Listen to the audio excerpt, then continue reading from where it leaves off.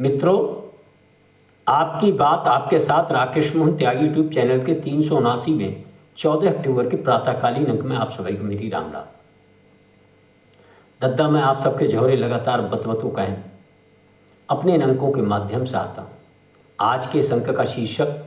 बेगानी शादी में अब्दुल्ला दीवाना। मित्रों, आज इस शीर्षक के माध्यम से मैं खास तौर से आप सभी का ध्यान अभी अंतर्राष्ट्रीय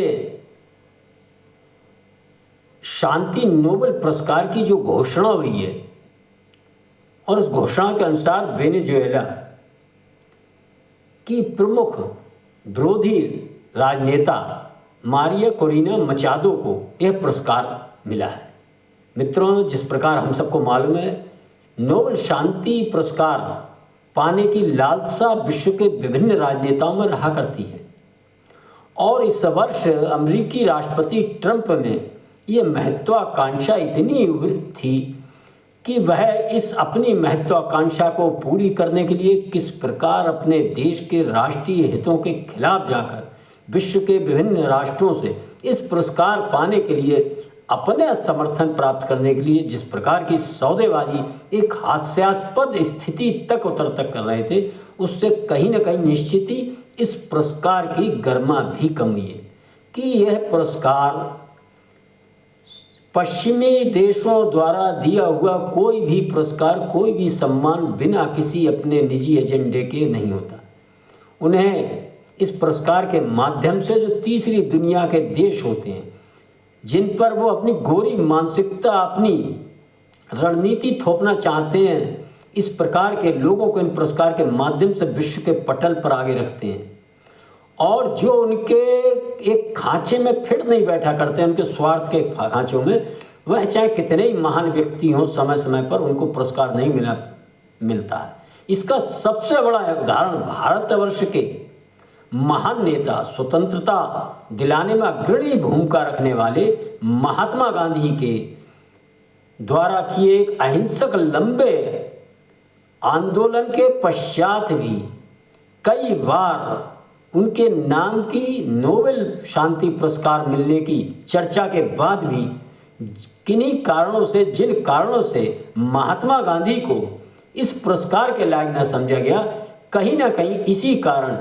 इस नोबेल शांति पुरस्कार की गरिमा भी कम हुई है। ये हम सबको ध्यान में आना चाहिए कि आखिर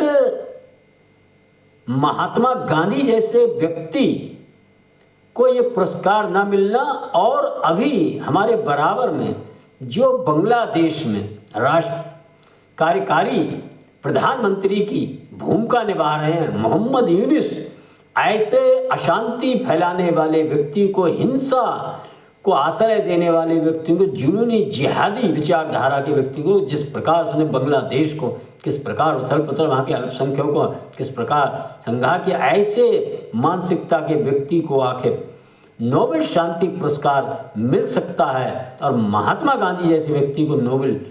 शांति पुरस्कार नहीं मिला। इन जब पहलुओं को हम देखेंगे, समझेंगे, तो हमें समझ में आना चाहिए कि हम भारतीयों को, खास तौर से दक्षिणी गोलार्ध में रहने वाले सभी देशों के लोगों को, इन पुरस्कारों के पीछे इनकी महत्ता के बारे में जो हम बड़ा इनका महिमा मंडन किया करते हैं, कहीं ना कहीं विचार करना चाहिए, सोचना चाहिए, समझना चाहिए कि यह किस प्रकार मिलते हैं। लेकिन मेरा विषय आज जो मैंने शीर्षक दिया, बेगानी शादी में अब्दुल्ला दीवाना। हम भारतीयों की एक मानसिकता है कि हम गोरे लोगों द्वारा, पश्चिमी देशों द्वारा दी हुई कोई पुरस्कार, कोई थोड़ी सी तारीफ को, और साथ जिनकी हमारे सामने वित्तीय भर औकात नहीं है, ऐसे देशों द्वारा कुछ ऑस्कर पुरस्कार फिल्मों को दिए जाने को किस प्रकार महिमा मंडन और अपने कार्य करने का एक मापदंड मानते हैं। यह कहीं ना कहीं बहुत लंबे समय तक हमारे ऊपर जो गुलामी का छाया रही है, वह कहीं ना कहीं अभी भी हमारे मन मस्तिष्क में समाई हुई है। इस छाया से, इस सोच से हम जितनी जल्दी अपने को और आने वाली पीढ़ी को दूर करेंगे मित्रों, उतनी जल्दी हम व हमारा देश, हमारी संस्कृति, हमारा भविष्य उज्जवल होगा और विश्व में हम अपनी धमक बढ़ा पाएंगे। मित्रों, लेकिन मैं आज जो घटनाक्रम बता रहा हूँ, किस प्रकार हमारे देश के विपक्षी, लोकसभा के विपक्षी नेता राहुल गांधी के समर्थक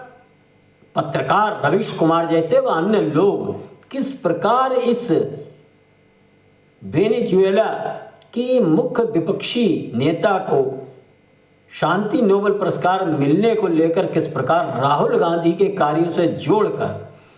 और किस प्रकार का एक हर्ष और एक उम्मीद और देश के सामने व्यक्त करने का काम कर रहे हैं। इनके जब इन कामों को आप समझेंगे, समझ में आएगा कि जिस प्रकार बेगानी शादी में अब्दुल्ला दीवाना होता था, वेनेजुएला के राष्ट्र जो मुख्य विपक्षी नेता उनको मिला, उसके कार्यों से यहाँ राहुल गांधी के कार्यों को जोड़कर उनका किस प्रकार महिमा मंडन करने का प्रयास कर रहे हैं और किस प्रकार की आशा व्यक्त कर रहे हैं कि एक न एक दिन उनको भी नोबेल शांति पुरस्कार मिल जाएगा। नोबेल शांति पुरस्कार मिल जाए नहीं मिल जाए इससे कोई मतलब नहीं। मैं पीछे आपको बता चुका कि महात्मा गांधी जैसे व्यक्ति को नोबेल पुरस्कार नहीं मिला, मोहम्मद यूनुस जैसे को नोबेल पुरस्कार मिल गया। इसलिए हम सबकी नज़र में इसका कोई भी नहीं होना चाहिए। लेकिन जिस प्रकार एक अपने नेता के हर एजेंडे को फ्लॉप होते देखकर चुनाव दर चुनाव लगातार हार होने के बावजूद भी उनके जो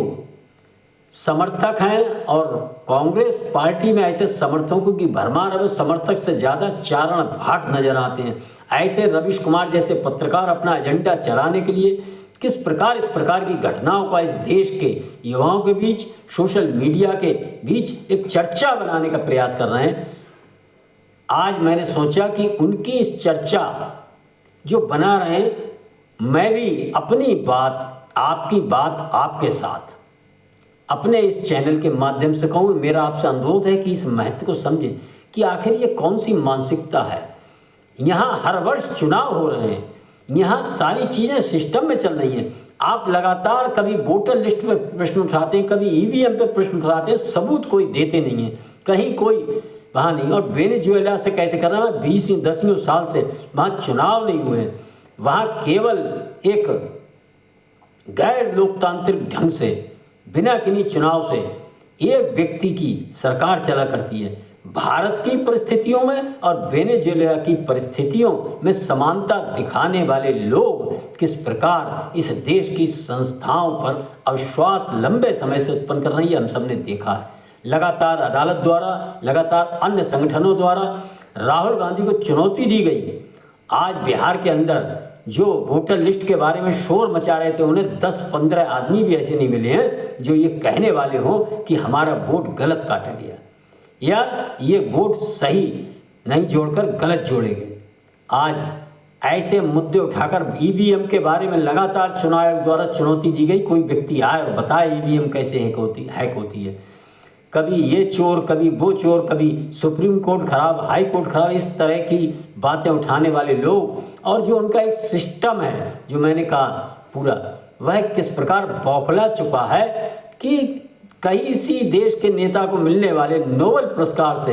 एक छद्म रूप से अपने नेता के साथ जोड़कर एक आशा व्यक्त कर रहा है। वह बिल्कुल उसी प्रकार है कि बेगानी शादी में अब्दुल्ला दीवाना। मित्रों, इस अंक के माध्यम से मैं खास तौर से नई पीढ़ी वाले सभी के ध्यान में लाना चाहता हूं कि पश्चिमी देशों द्वारा मिलने वाले इन पुरस्कारों को